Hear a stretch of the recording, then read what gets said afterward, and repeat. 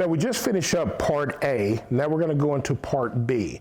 Now remember, think of these as different sports. You have part A, American football, part B, European football, or vice versa. I just want you to remember, they may sound the same, but they follow two totally different rules. As we just said, part A covers everything that happens inside of a hospital, and there's fees associated with that. Part B covers everything outside of the hospital, everything you can think of. That's from your doctor visits, your ambulance rides, your EKGs, mammograms, anything, colonoscopies, anything you can imagine. If it's outside of the hospital, it falls under Part B. Now, Part B does require a monthly premium. It also requires a deductible, although the deductible is relatively small. Then you're going to go into what everybody knows about, which is that last 20%.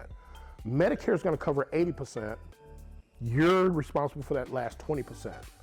And that last 20%, there is no cap. It can be 20% of $100, 20% of $100,000.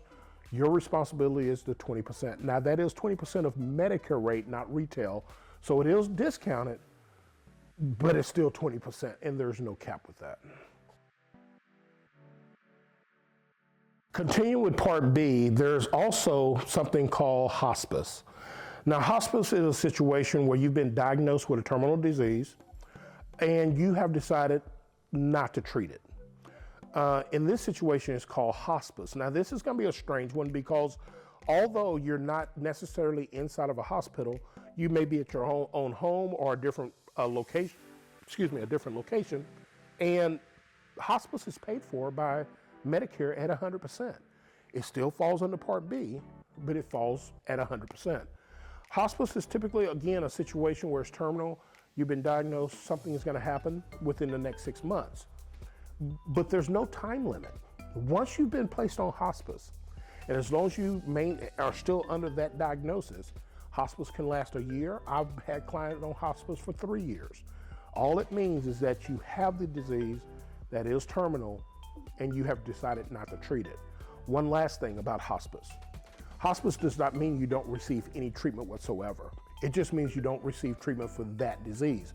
You're going to be kept comfortable. They're going to do everything they can to keep you comfortable, but they're not going to treat that disease. But let's say you come up with an ear infection or something else, whatever it is. You're still going to be covered by Medicare. You're still going to have that extra problem taken care of just like anyone else. But hospice is covered at 100%.